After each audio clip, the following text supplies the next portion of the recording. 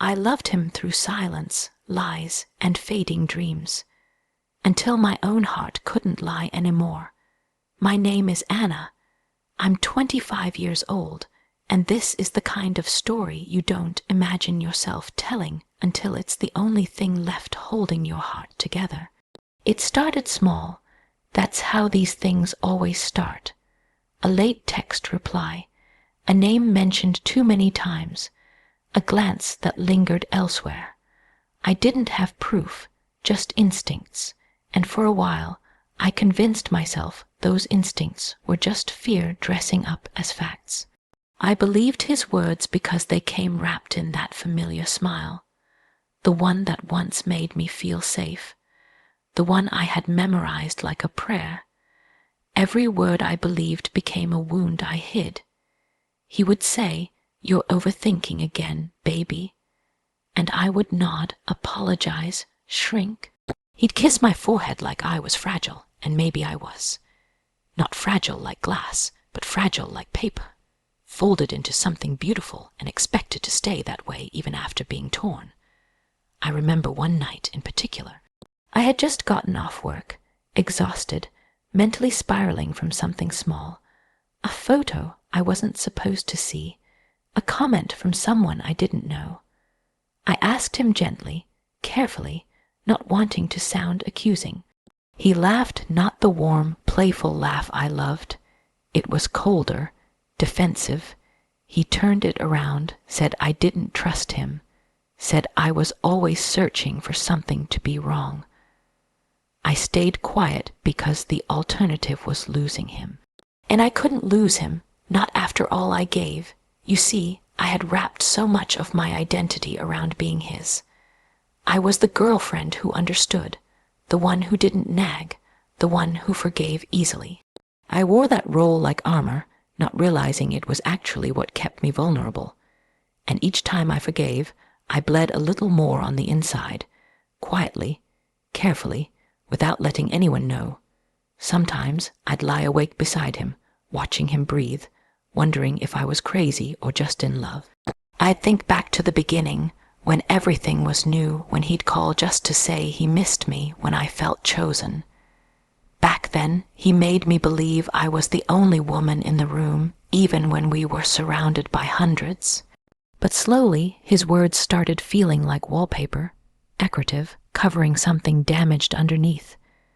He still said he loved me, still held my hand in public, still posted pictures of us, but I knew the difference between love and performance, and what we had began to feel more like a stage play than a home. I started telling myself stories to survive. Maybe he's just tired. Maybe I'm too emotional. Maybe this is just what relationships become after time. I told myself if I loved harder, softer, quieter, he'd come back to me, the real him, the one who once cried with me in the car after our first fight, the one who promised me forever in whispers, not rings. But instead of love growing, I grew careful. I monitored my tone, counted my questions, timed my silences. I became skilled at emotional gymnastics, bending every suspicion into a shape I could tolerate. And every time I swallowed a truth I didn't want to face, it carved a deeper ache in me. I smiled with my mouth and screamed with my soul. No one noticed. I think part of me knew the truth long before I could say it out loud. But speaking, it meant something permanent. Speaking it meant I'd have to confront the possibility that the person I loved didn't love me in the way I needed, or worse, in the way he promised. And how do you even begin to undo a future you've spent years imagining? There was no single betrayal, no dramatic confession, just 1,000 small cracks in the foundation until one day I woke up standing in the rubble pretending the house was still there. I stayed, not because I didn't see the lies, but because I didn't want them to be true.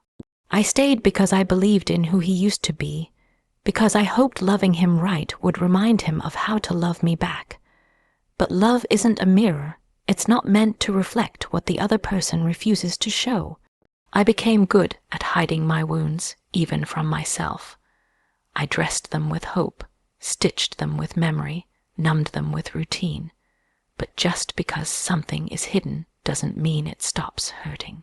And some nights, when he kissed me goodnight, I could feel the lies on his lips, but I kissed him back anyway, because I wasn't ready to say goodbye to the version of us I had built in my heart. And maybe that was my biggest mistake, holding on to what should have been instead of accepting what was. There were days when silence became its own kind of language. It crept into the spaces between us, slow and thick, like fog swallowing a shoreline. It wasn't the silence of peace or comfort. It was the kind that felt like punishment, like a door being closed slowly, inch by inch, and I kept pretending it wasn't happening. He stopped talking about his day, stopped asking about mine. Conversations shrank into exchanges, short, necessary, hollow. At first, I filled the quiet with love. I spoke gently, hoping my words would draw his back out. I told him about the little things, the way I missed him even when he was in the same room. I reminded him how much I believed in us. He'd nod, maybe smile, maybe say, "I know." But his eyes would stay distant, like he was already living somewhere else. The truth is, I kept loving him through the silence I never deserved. I wanted to believe that love would be enough, that if I stayed soft, patient, forgiving, he'd find his way back to the version of him that once made me feel seen. But all that waiting, all that hoping, it started to stretch me thin. I found myself talking less, not because I had nothing to say, but because it hurt to keep hearing nothing back. He never raised his voice, never cursed, but silence can be louder than any scream. It can echo through a home, linger in shared spaces, follow you into bed at night. It got to the point where the sound of his silence became more familiar than the sound of his laugh. I'd lay next to him, facing the ceiling, wondering what changed, wondering if it was me, wondering if I had said too much, needed too much, loved too much. I began to question everything about myself. My worth, my value, my presence. That's what silence does. It leaves you alone with your thoughts long enough to make enemies of them. There were moments when I wanted to break, to scream, to cry, to demand that he look me in the eyes and tell me where he went, even though his body never left. But instead, I made excuses. Maybe he's tired. Maybe he's stressed. Maybe he just doesn't know how to express what he's feeling. I kept rewriting the story so I wouldn't have to face the ending I feared was already written. I remember making him dinner one night. His favorite, something I hadn't cooked in months. I lit candles, played our old playlist, tried to recreate the softness of who we used to be. He barely looked up from his phone, said thanks, ate quietly, didn't notice that I hadn't touched my own plate, didn't notice the tears I blinked away when I turned to clear the dishes. That's when it hit me. I had become invisible to the person I loved most, but I still loved him. I loved him through the empty mornings, the half-hearted kisses, the distracted glances. I loved him through the silence that pressed against my chest until I could barely breathe. I loved him while questioning if I even liked who I was becoming in that relationship. And I did it all quietly, because somewhere deep inside, I thought love meant enduring. I thought love meant never giving up. But love should not feel like begging. Love should not be a one-way offering that leaves you cold and depleted.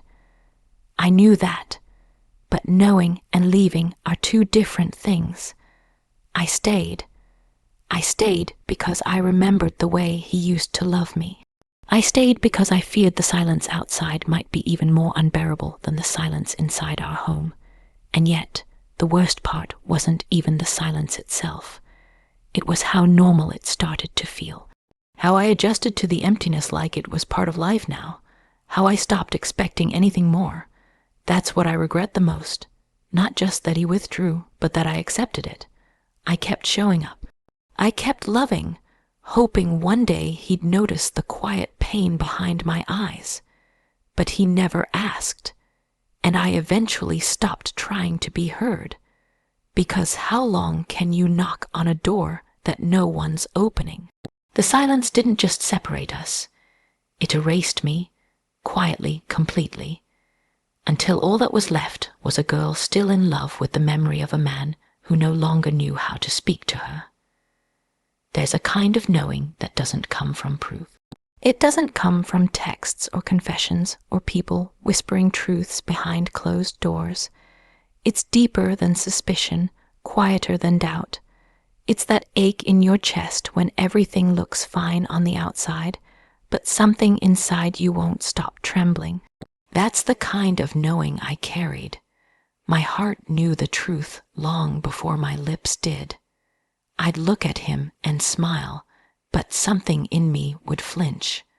I couldn't explain it, not in words anyone would understand. He wasn't cruel. He didn't come home smelling like someone else. He still said the right things. I love you, I'm lucky to have you, there's no one else. But there was distance in his eyes. That was the part he couldn't fake. His hands would hold mine, but they felt like strangers. And no matter how much I tried to believe his voice, my heart kept whispering a different story. I'd find myself scanning his tone for changes, watching his expressions too closely, replaying every moment in my head like maybe I missed a detail that would make it all make sense. I didn't want to believe it, so I turned my knowing into silence. I became quiet with the truth, the way people do when they're afraid of setting everything on fire. There were nights I couldn't sleep because the weight of what I wasn't saying pressed too hard against my chest. I'd lie next to him, his back turned toward me, and I'd wonder if that's what love looked like now. Two people sharing a bed, but not a life. I wanted to wake him. I wanted to ask the questions sitting heavy in my throat. But I didn't, because once the truth is spoken, it demands action, and I wasn't ready to choose between holding on and letting go. I kept pretending, smiling at friends, posting pictures, showing up in love while quietly breaking apart inside. I wanted to be wrong so badly.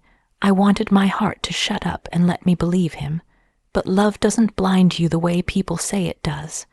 Sometimes it sharpens your vision. Sometimes it makes you feel everything too deeply, too clearly, too soon. He would kiss me goodbye, and I'd close my eyes to stop myself from crying. Not because I missed him, but because I missed the version of him I fell for. The one who used to make me feel chosen instead of convenient. The one who used to talk about forever like it was something we were both racing toward. Not something he quietly walked away from while I stood still, waiting. I started noticing the way he looked at his phone more than he looked at me. The way his stories changed slightly depending on who he told them to. The way he was suddenly too tired, too busy, too unavailable, and still I said nothing, because knowing is one thing, but speaking the truth out loud makes it real. It means confronting what you've been trying to outrun, and I wasn't ready to lose him, even if I'd already lost pieces of myself. So I kept folding myself into shapes that made me easier to love. I softened my suspicions. I turned down the volume on my pain. I told myself I was being dramatic, emotional, insecure. He never said that to me, but his silence did, his distance did, and still I held on, not because I didn't know, but because I didn't want to start over. I didn't want to admit that the person I trusted most was the one slowly teaching me how to doubt. Eventually, I stopped trying to find the right time to bring it up, because there is no perfect moment to break your own heart. I think that's what people don't understand about staying. It's not weakness, it's hope. It's loving someone so much that you're willing to carry the truth alone, just to keep their lies from destroying everything. But my heart grew louder. With every little lie he told, with every excuse, every half-truth, every moment he pulled away, I felt the truth rising in me like a tide I couldn't stop. And one day, I realized I wasn't protecting us anymore. I was just protecting a version of love that no longer existed. I still hadn't said the words out loud, not even to myself, but I knew the truth wasn't waiting to be discovered. It had always been there, waiting for me to be ready to listen. Some nights I cried in his arms and he never knew why. And not because I couldn't tell him, but because I didn't know how to explain the kind of sadness that builds quietly over time in the spaces where love used to live. He'd hold me close, his arms warm around me, breathing steady, heart beating just inches from mine. I used to think those moments would make me feel safe. I used to believe that being held by him meant everything was okay. But it wasn't. It hadn't been for a long time, and no matter how tightly he wrapped around me, the emptiness inside only deepened. It wasn't a sharp pain. It was slow and aching. It was the kind of sadness that doesn't scream, it whispers. It tells you things like, you're not enough, he's already gone, this is not the love you deserve. But I silenced those whispers because the truth scared me more than the pain did. I was terrified of losing him, even as I lost pieces of myself trying to keep him. He'd fall asleep fast. He always did. I envied that, how easily he could drift off, how peacefully he rested beside me while I stared at the ceiling, tears slipping down the sides of my face onto his shoulder. He never noticed, or maybe he did, and just didn't want to ask. It hurt more in those moments because I wanted him to know. I wanted him to feel the distance growing between us, to see how much I was hurting, to turn toward me and ask why I was crying. But he never did, and I stopped expecting him to. The reasons were never just one thing. It was the lies I sensed but couldn't prove. It was the way he looked at his phone with more affection than he looked at me. It was the silence that lingered after our conversations ended too quickly. It was the exhaustion of pretending I didn't notice how far away he'd gone while still being right beside me. I cried because I loved him. I cried because I missed him.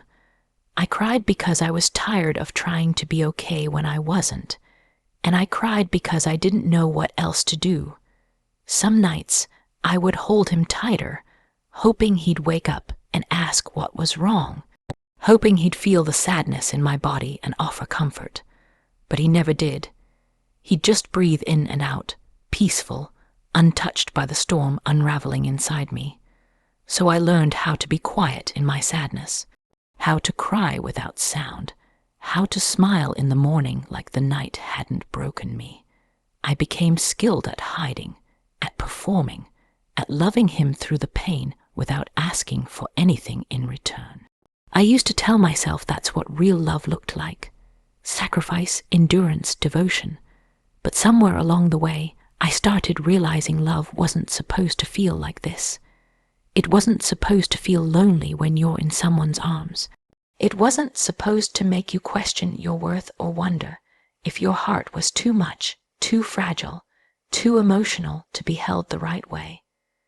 I gave him the best of me, my time, my loyalty, my softness, and I asked for so little. Just honesty, just presence, just love that looked like the love he once gave me when everything felt new and simple. But what I got was distance, detachment, distraction, and even in his embrace, I could feel how far away he was. Some nights I wanted to whisper the truth into the dark. Tell him I wasn't okay, that I felt forgotten, that I was still holding on but barely. But I knew what would happen. He'd say I was overthinking, being sensitive, making things up in my head. And I couldn't bear to hear those words again, so I stayed silent, let the tears fall, let the ache leave inside me while he slept. I kept loving him through all of it, through the numb mornings and the long nights, through the quiet good nights and the hollow I love yous. I kept believing that maybe, if I held on a little longer, the man who once made me feel so deeply cherished would return. But all I ever held on to was a memory.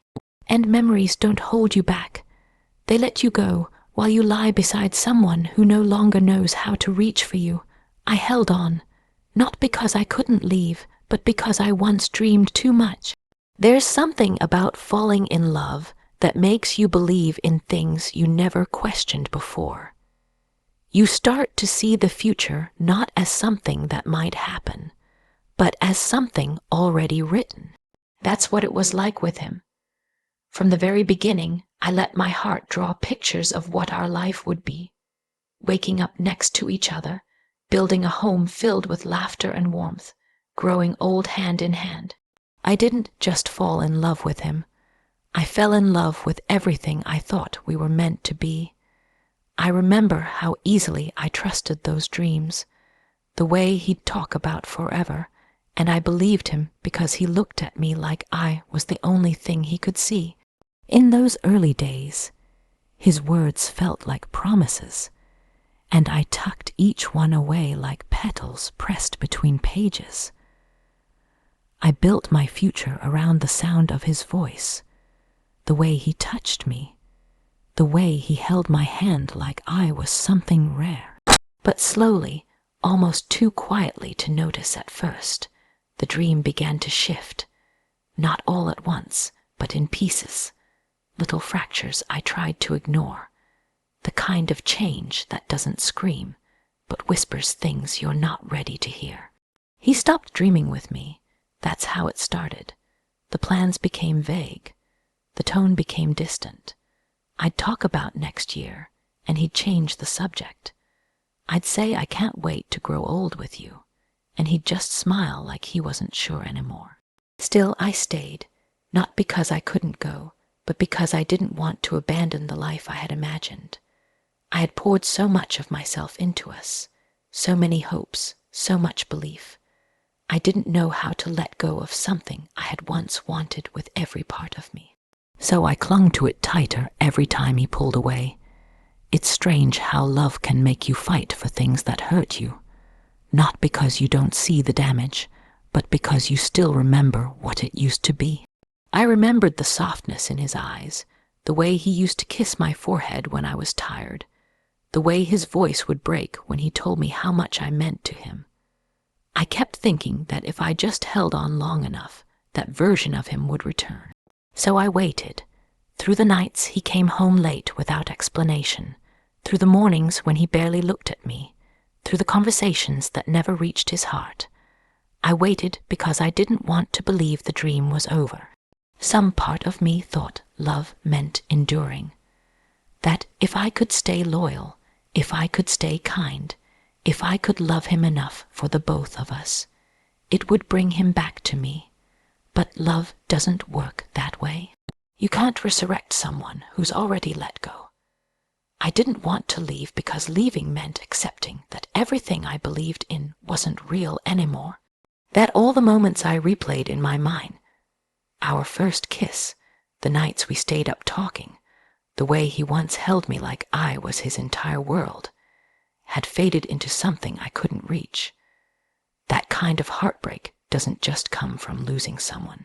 It comes from losing the version of yourself that believed in them. I kept telling myself maybe tomorrow would feel different. Maybe he was just going through something. Maybe love sometimes grows quiet before it finds its voice again. But deep down, I knew.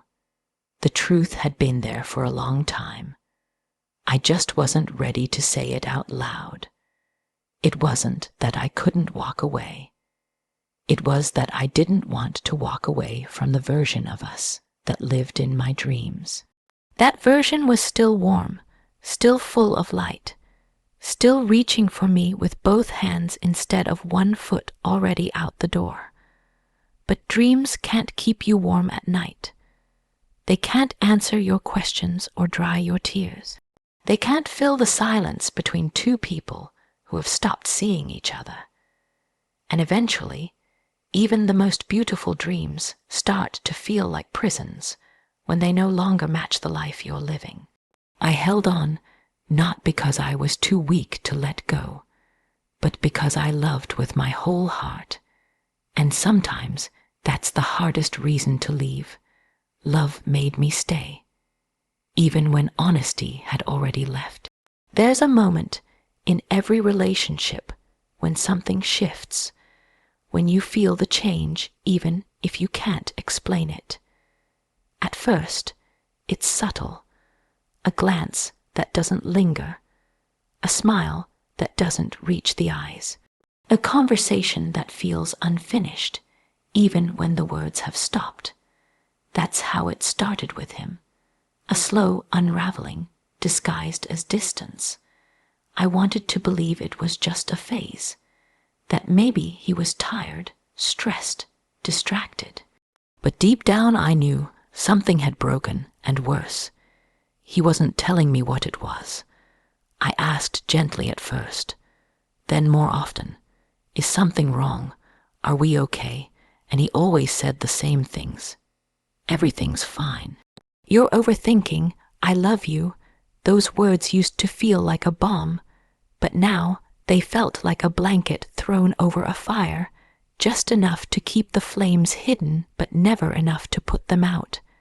His reassurances became rehearsed, mechanical, and I started to hear the hollowness in them, but still I stayed, not because I didn't feel the lies. I did.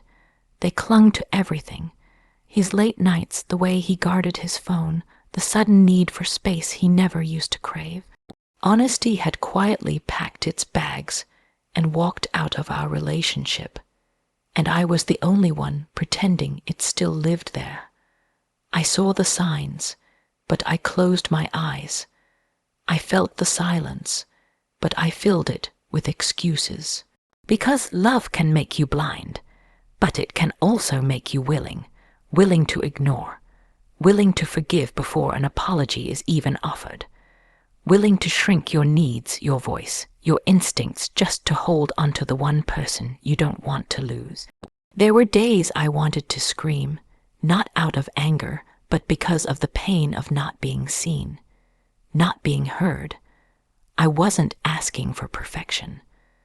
I was just asking for truth, for something real, for a moment of rawness that could anchor me in a sea of questions. But all I got were half-truths and carefully chosen phrases. I didn't want promises. I wanted presence, and I could feel him drifting further, even as he laid beside me. I started to lose parts of myself. I stopped asking questions because I was tired of the lies. I stopped expecting answers because the silence hurt less than the dishonesty.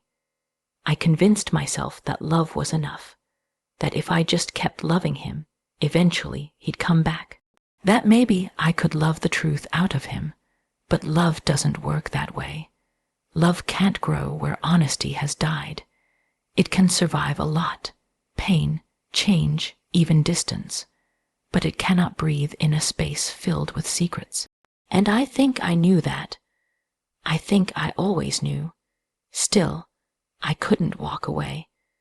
I couldn't bring myself to leave the man I had built my life around, the one I had whispered dreams to in the dark, the one who once looked at me like I was everything. I didn't stay because I didn't know better. I stayed because I loved deeper than I should have. I stayed because I remembered the way his voice used to shake when he said he loved me, because I remembered the warmth, the laughter, the way our fingers used to find each other even in sleep. But memories can't protect you from the present, And no matter how tightly I held onto what we once were, it didn't stop the lies from piling up. He lied with his words. He lied with his silence. He lied with his eyes when they flickered away too fast. And every lie, every cover-up, every "you're just being insecure" carved something out of me. I tried to make it work. I tried to be better, softer, more patient. I bent so far to hold us together that I nearly disappeared. I was never asking for much, just the truth, just to know that what we had wasn't a performance I was clinging to alone. But he chose comfort over courage. He chose the easy lie over the hard truth, and I chose love. Even when love was the only honest thing left in a relationship built on fading trust. I stayed because I wasn't ready to let go of the version of him I once knew. The one who made me feel safe, seen, and wanted. But I also stayed because I didn't want to believe that love, even love this deep, could end in silence and lies. And that was the hardest truth of all. I guess this is where I say goodbye, not with anger, not with bitterness, but with the kind of quiet sadness that comes when you finally stop pretending that love alone is enough. I stayed longer than I should have. I gave more than I had. I silenced my voice to protect something that was already breaking. I believed his words even when they didn't match his actions. I held on to promises he stopped trying to keep.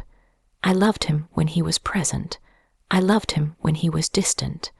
I loved him even when honesty had already left the room. I made excuses. I carried the weight of his silence. I cried in the dark, right next to him, praying he'd notice. But he never did. Or maybe he did, and chose to look away. I kept dreaming for both of us, believing love could fix what truth had already shattered. But you can't build a future on top of lies. You can't hold together something that only one person is still fighting for. So this is goodbye, not just to him, but to the version of me that kept shrinking to make room for his absence.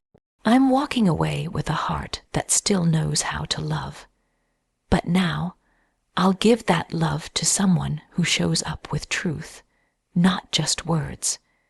And maybe one day, he'll remember the girl who stayed even when it hurt. But I'll be long gone, and healing goodbye.